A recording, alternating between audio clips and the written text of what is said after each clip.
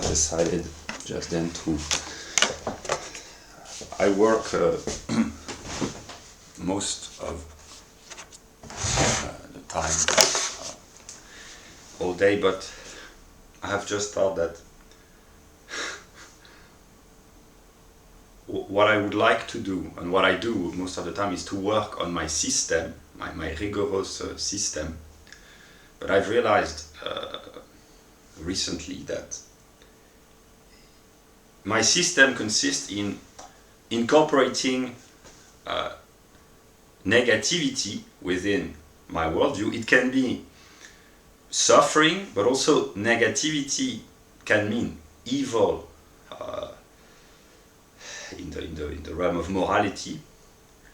But it can also be negativity in the sense of difference or contradiction, in the sense that an other brings forth a contradiction, trying to refute my worldview by correcting or by criticizing or whatever. And this is the good aspect of negativity, because evil is negative, but negativity is not necessarily evil, and it can be what brings forth consciousness and movement and change and difference. So I try to transcend my suffering, but also to incorporate the negative, namely the criticism or the lack of criticism that I receive. Namely, when I spend many hours working on a video, which is often the product of months, if not years, actually, an entire intellectual life, more than 9 years maybe, of intellectual work. It's not really work. What is real? An sich sein für anders. Intellectual work is a purely cognitive process. What I call real work means to work with your hands, to toil, blue collar. That's my leftist view, that intellectual work is not real work, although it's very demanding and it can be exhausting. And yeah, so here's my kind of a radical communist leftist view. There's a part of me who believes that the real worker are the peasants and the factory workers. It's a part of my psyche, whatever. What I want to talk about is, yeah, so I'm partly frustrated because I invest hours and hours of intellectual work, which are the fruits of months and years of thought and intellectual development, and I understand that the people do not watch my videos either because it's too complex or because they do not have the time. And that's why I promote these books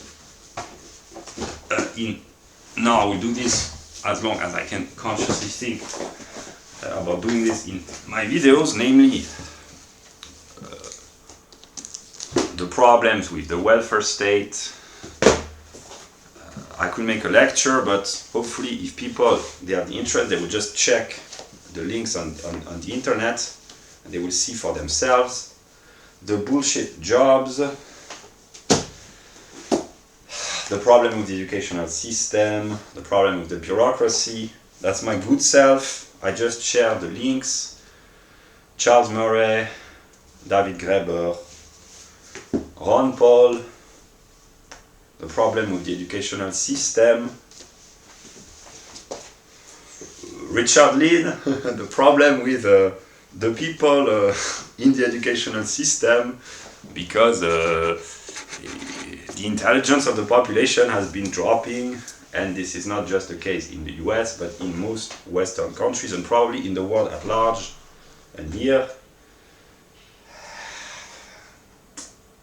an anarcho-capitalist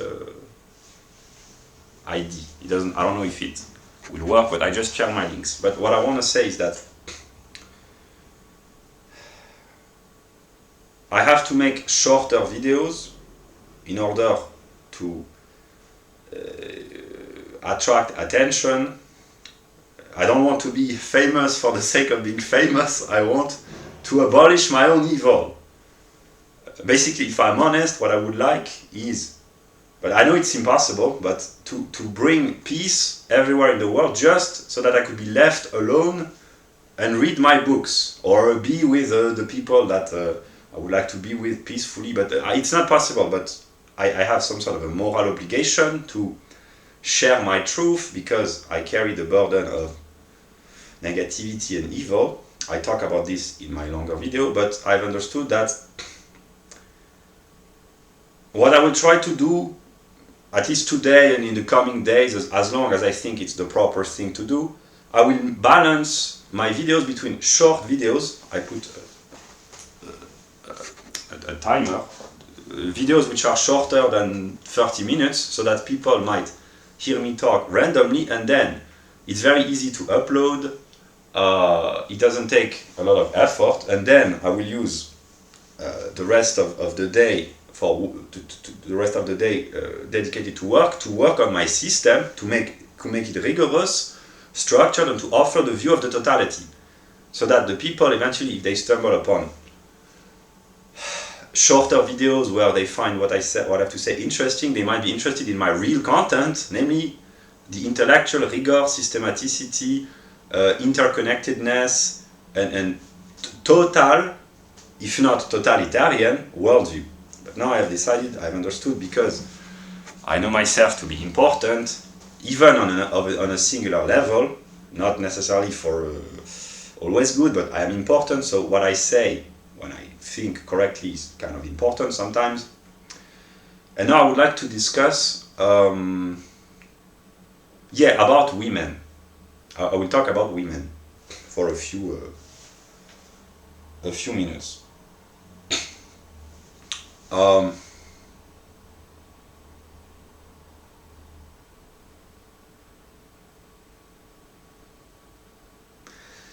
an individual level, I am a Protestant because for me the fundamental determination of Protestantism, as I understand this through my interpretation of Martin Luther, is a direct relationship to God. And I know that God, the real God, partly lives in my mind.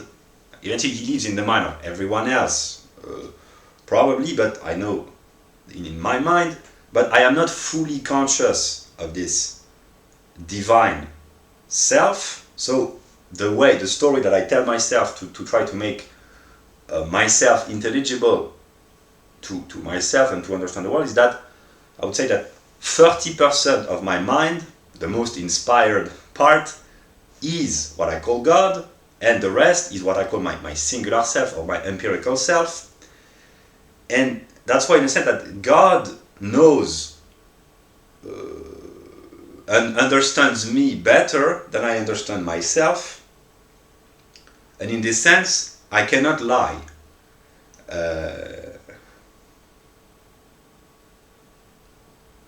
And I suffer from this because I know that God knows what I suffer from, what I am,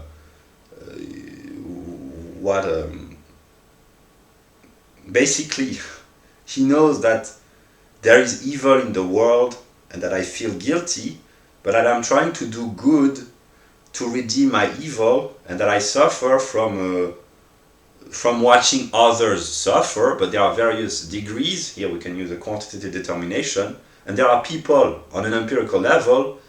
Of course I feel bad whatever the problems of the world, I feel bad, but there are kinds of suffering that when people that I consider that I love them more, when they suffer one way or another, I am more affected, and in a sense I am an ordinary human. And God knows this, and he knows that I don't understand everything and that I am partly frustrated. Yeah, but I am trying to do good while being partly evil, because I cannot be completely good. So I will try to say what I think about women. I do not fully understand, but here it's part of my Protestant self. I say what I think empirically, and people will judge me when they watch this video in the longer term. Maybe they will laugh at me because they will say, "Oh, you were so stupid back then," or maybe they will find enlightenment. I don't know, but or maybe they will be kind of annoyed or pissed off, but I will speak as I understand this. We are the 26th of September, it's the middle of the afternoon here. I understood this because precisely this is connected to my totalitarian worldview. I incorporate within my mind, in a way, all the negativity, not necessarily in a moral sense, but difference, opposition, or diversity, not in a sense of anthropological, but other viewpoints. Whenever I am confronted by the points of view of others, I incorporate this into my system, and I have explored most ideas intellectually and metaphysically. I have read at least partly most of the greatest minds, not thoroughly enough, not long enough, but most of the greatest minds. I would have liked to read more, but I've read a lot of, I'm well aware in the broad picture of most of the greatest minds of the past, at least. So yeah, but whenever I encounter what I call empirical people and their problems or their worldview, not necessarily their problems, but their worldview, whenever I am confronted by empiricism, I am forced to reconsider my worldview. Why? Not completely, but there is the high metaphysical self, and here I'm a little bit, how should I explain it? A schemer, because I've understood that basically what I want to, the worldview that I want to share, although I'm not always up to my own standard, is basically German philosophy, traditionalism in the form of mostly Evola, not only, but Evola, and it includes Weiniger. What I call traditionalism is a really metaphysical, mystical tradition, but also with modern pop culture, because I am Hegelian enough to understand that the world of tradition cannot be completely disconnected from the world of modernity. That would be simple-minded dualism. They have to be incorporated within a unity, and that's very traditionalist, this unitarian view of things. So yeah, I will briefly talk about the metaphysical aspect of sex differences. And I talk empirically, but with my metaphysical understanding as well. I watched an interview by Lady Gaga, this in the middle of the night, or yesterday, and it has impacted me on an empirical level, because I speak empirically.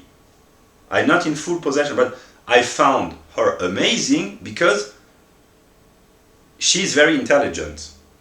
Here is my good aspect, but here the negative aspect is that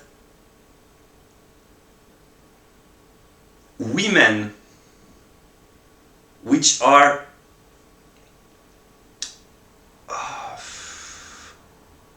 I would say, I'm not trying to play the politically correct card, but I try really to express a complex psychological determination, what I call blend women on an intellectual level, women who are, I wouldn't say that they lack intelligence, but they are, maybe, yeah, women who are not intelligent, and here it's not, there's a correlation with IQ, but not causation, because sometimes women can have a very high IQ and be kind of dumb. Here it's not very clear because I would have to mix psychology of the psychology of personality, the psychology of the quantitative measure of intelligence, so it's not very clear. But basically what I'm trying to express is that I find that intelligent women are interesting, and the concept of intelligent partly correlates with IQ, maybe strongly, but not only. There are exceptions, and yeah, here it's yeah. But what I mean is that I have to confess. I mean, it's not a confession, but spontaneously on an empirical level, I am attracted by intelligent women with kind of a personality.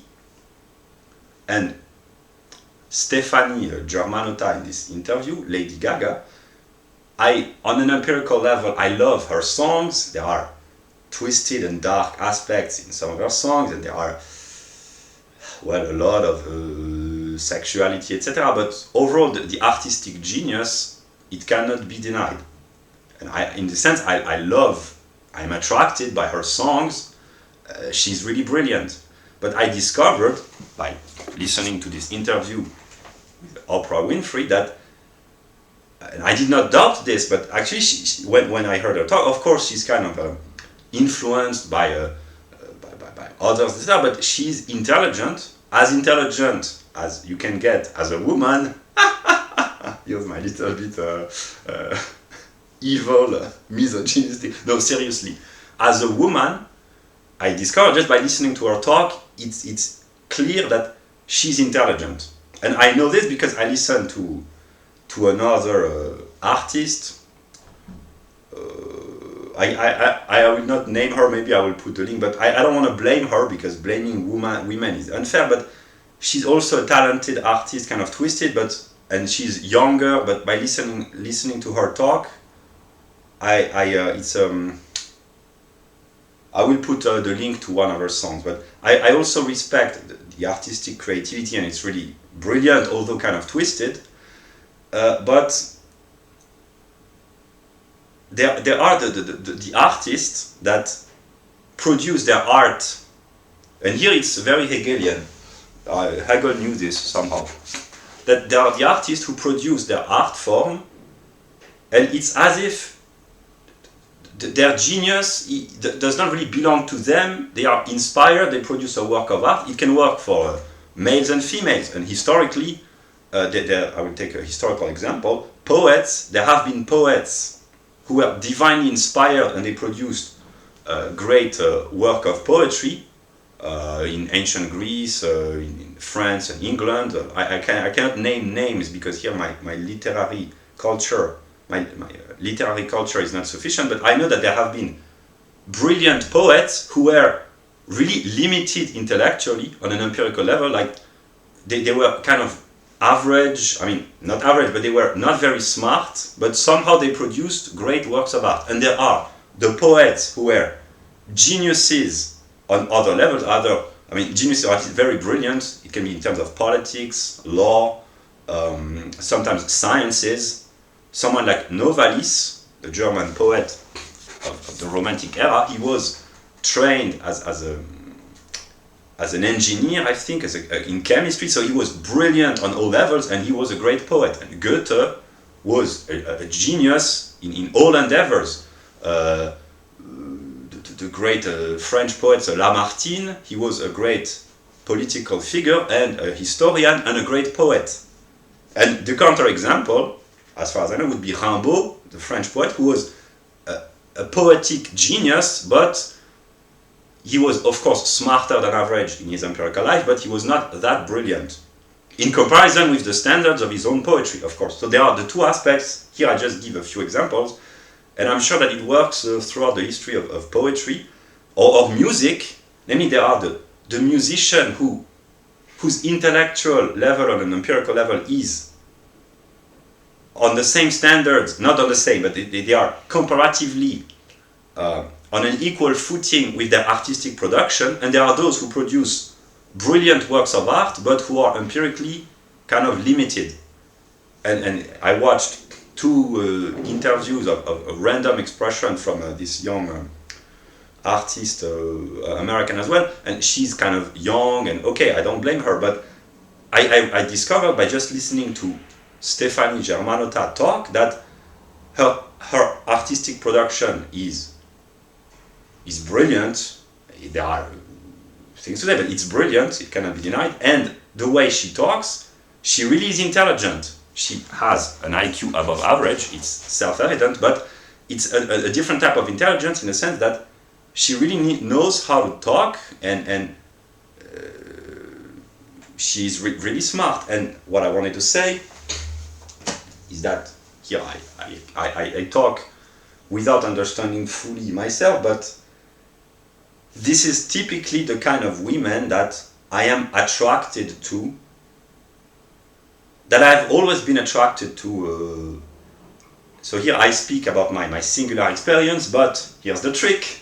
I'm not gonna turn into a decadent masculine YouTuber who talks about his empirical life, I will not fall into this trap because I understand that the singular contains the particular, the universal, etc. So I try to extract the particular at first and then the universal out of my singular experience. That's the kind of compromise that I've found. So I have to mention empirical data about my personal life, but it's kind of, it can be universalized, not my particularity, but every man who is heterosexual is attracted by women, but each has its particular type of attraction towards a particular type of women.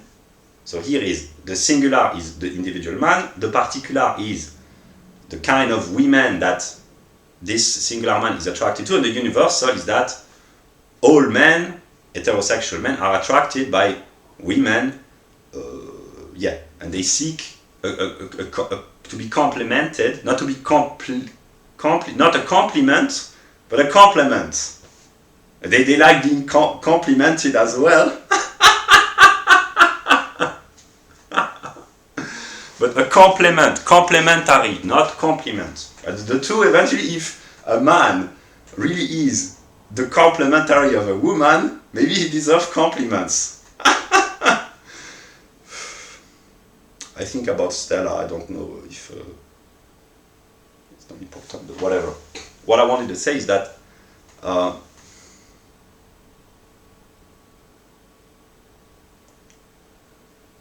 on a singular level, I am attracted always by the same woman, namely, she has to be feminine but charismatic, which means kind of masculine in the sense of intelligent, smart, intelligent, smart, kind of a little bit of a strong personality and humor and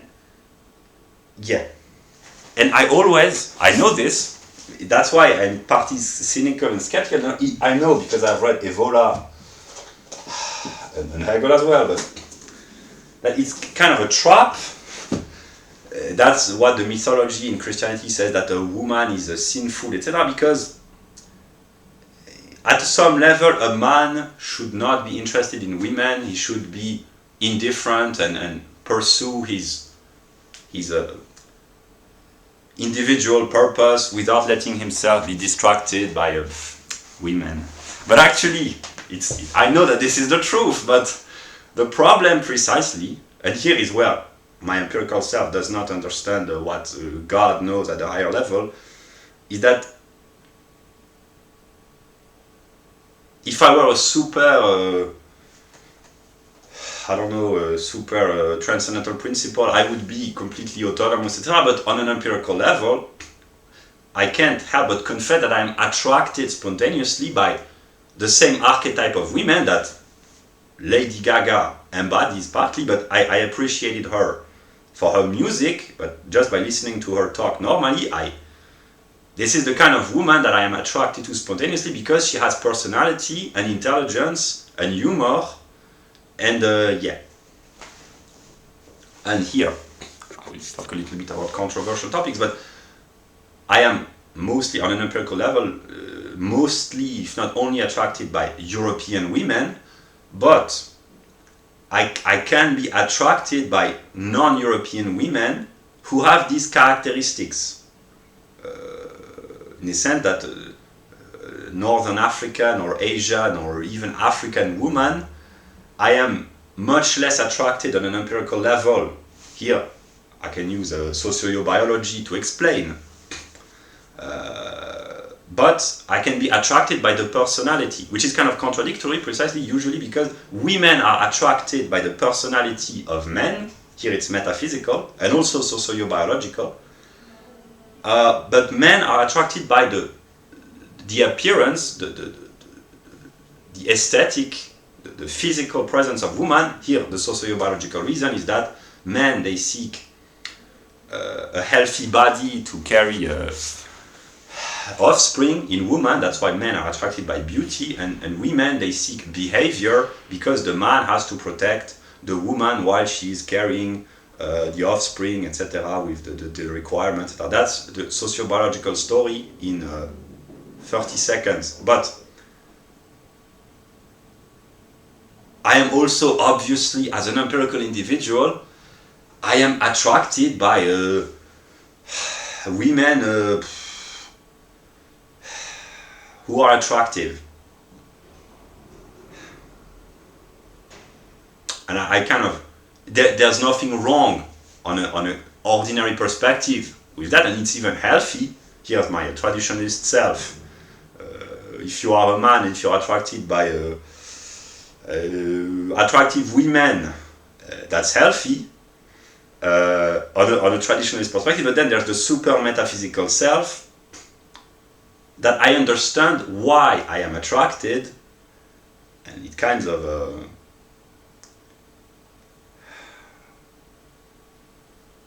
yeah, and I try to say, okay, I am logically determined, so I will try to not let logical determinism I would say get the better of me. No, precisely because yeah, but I understand that attraction is a hormonal and biological determination, but it's also logical. Yeah, so I understand this. That's the metaphysical. But that's why I use the word attraction. On an empirical level, I am attracted by European women who are physically kind of beautiful, of course, but with a personality and character and charisma and humor and yeah.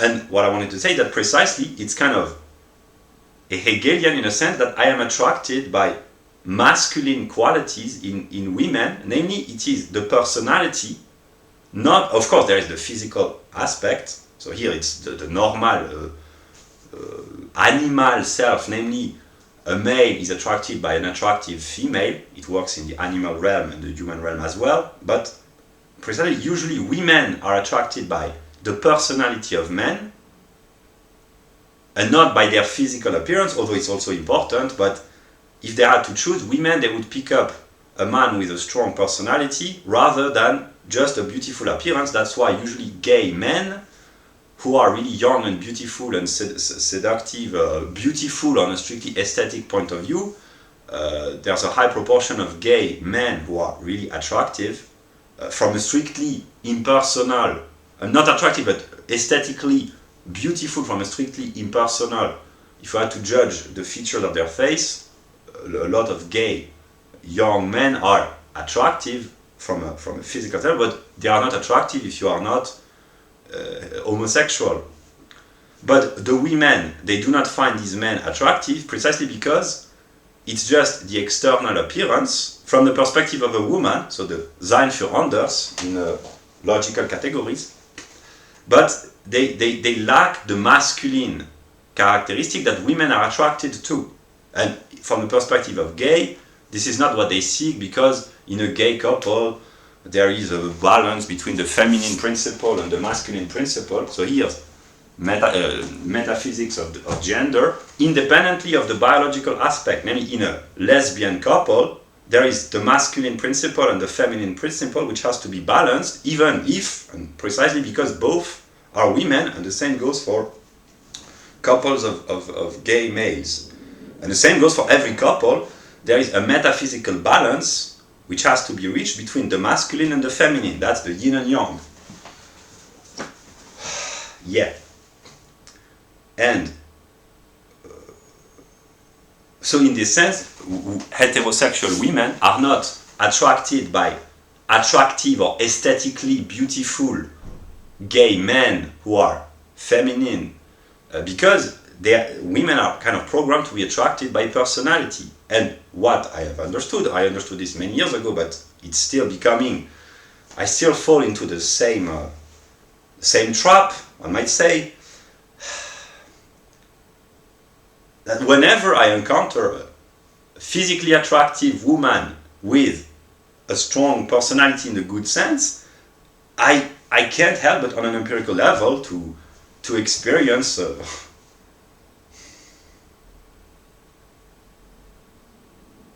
I wouldn't say love, but attraction. And also,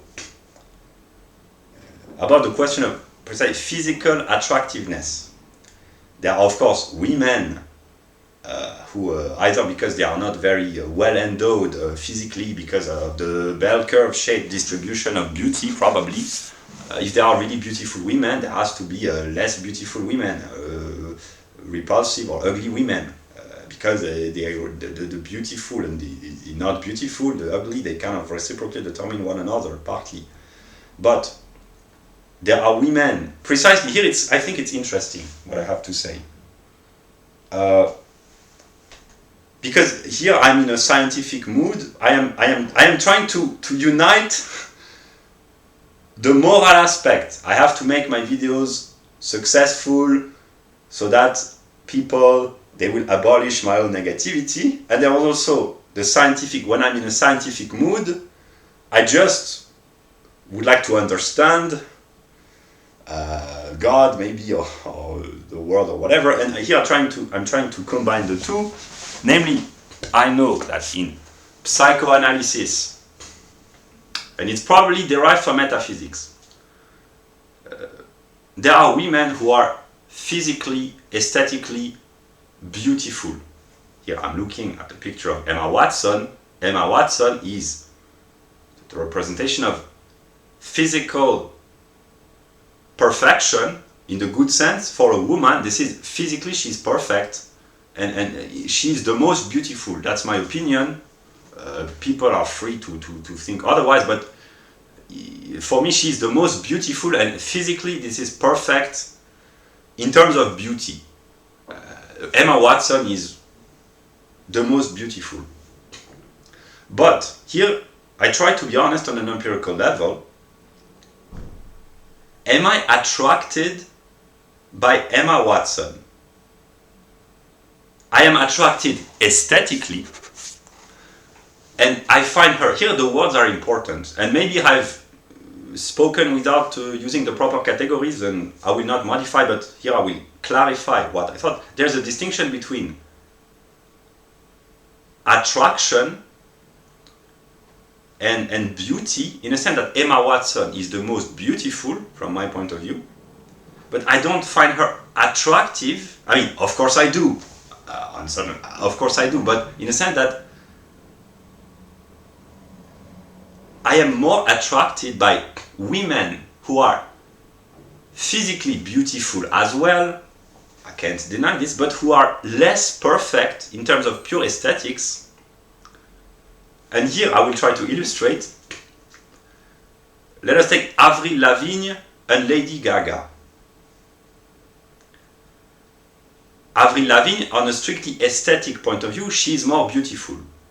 The structure of her face, the symmetry, she is more beautiful.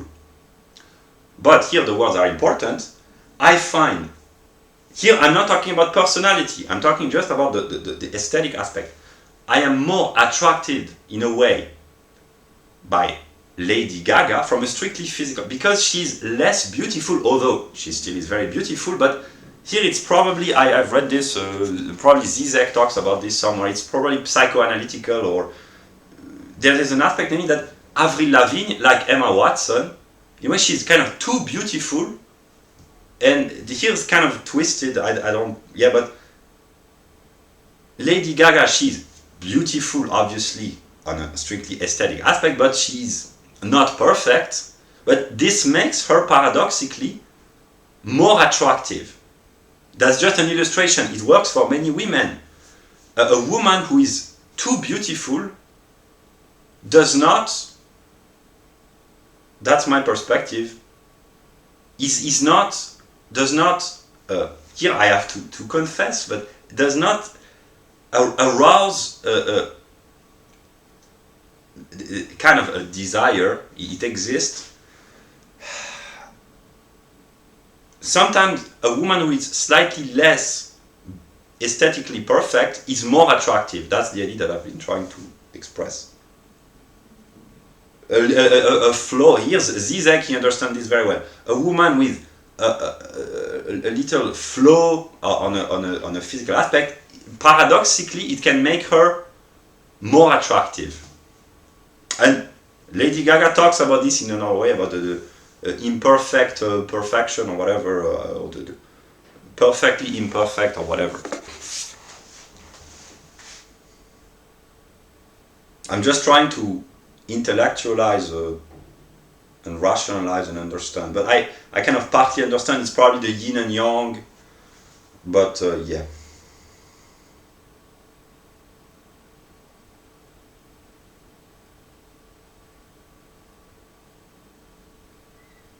An aspect of suffering.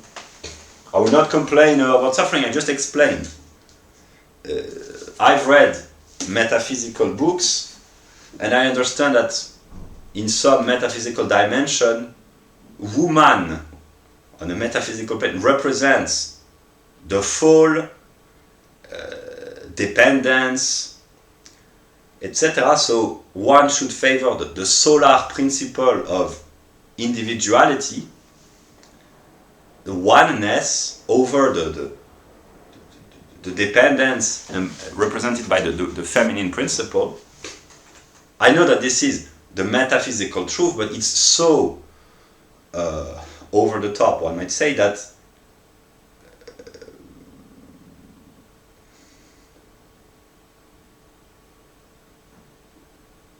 there are three levels. I simplify it. There's the men who can't get a woman, so they are frustrated and resentful, and they say, I don't need women, women are a B word, a W word, I don't need women, whatever, I am a mikto. That's the resentful moment. Then there's the higher moment, which is, okay, it's been 30 minutes, I will just conclude. The second one is, okay, I want a woman because I can afford to, but I will not be dependent, it's just for entertainment, in a good sense. Here Nietzsche would agree. Here's where the intellectual aspect comes into play, namely to have an interesting woman, an attractive woman to talk to. And here's why, on an empirical level, I am attracted mostly by intelligent women, because I imagine myself being able to have an interesting conversation. But then there's the third moment, which is really the metaphysical aspect, namely that on some metaphysical plane, women, they really are kind of a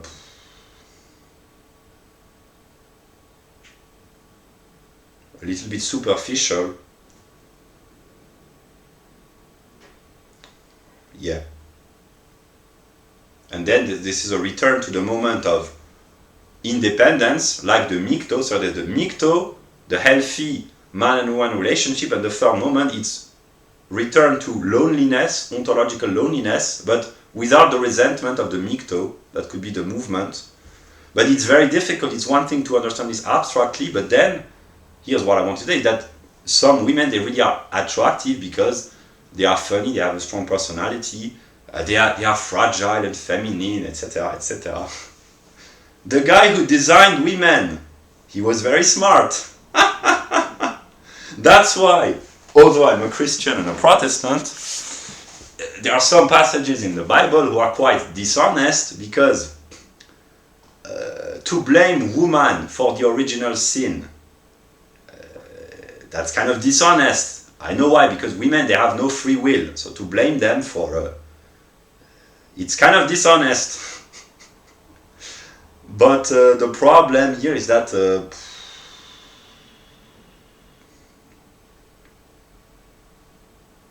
here it's really a problem, and I don't know the answer, but if God designed, let us take the example of women who are intelligent, funny, they have a strong personality, they are kind, they are talented. Here I think about the interview that I watched yesterday.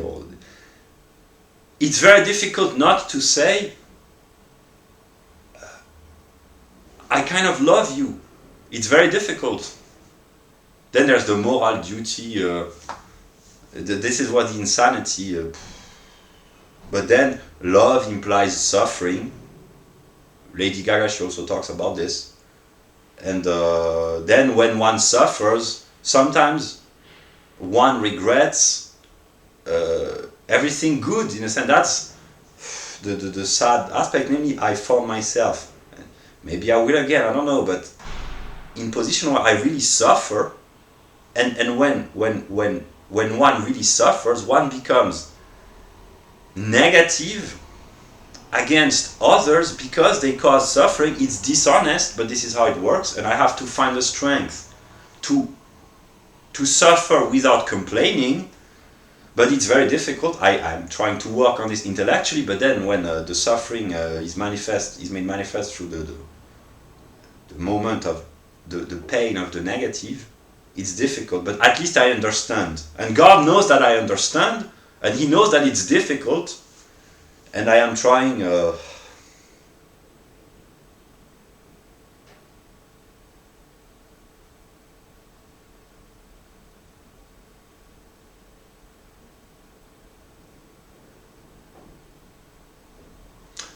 love hurts.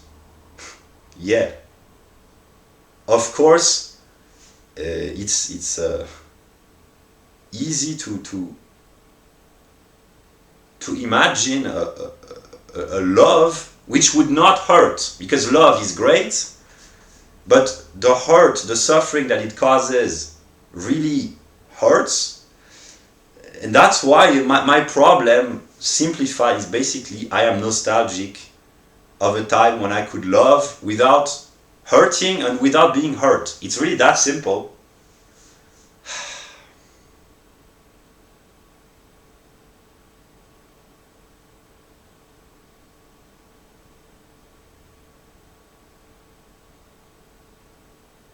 I don't want to pretend that I'm the good guy, because I know that I'm not completely, but in order to remain balanced, I said to myself, I am not completely negative. I am responsible for the negativity, but I'm not completely negative. That's what I tell myself. I will end the video now, and I will work on my system, because it was just an ordinary talk. Now I will do the serious business of German rigor, German systematicity, German totalitarianism.